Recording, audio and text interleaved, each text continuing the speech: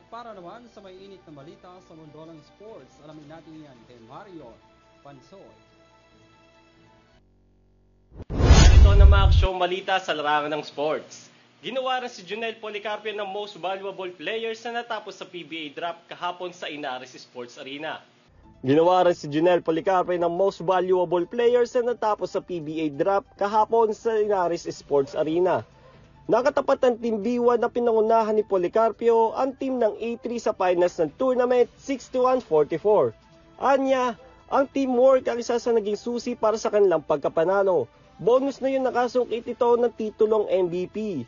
Dagdag pa nito, binuhos na niya ang kanyang 100% sa day 1 pa lang, kaya naging mataas ang confidence ito sa kanyang laro.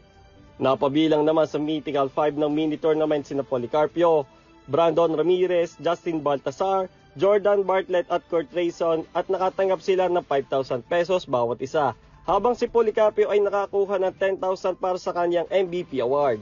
At yan ang mga aksyong balita sa larangan ng sports. Ako si Mario Pansoy. Balik sa inyo, Henry at Vanessa.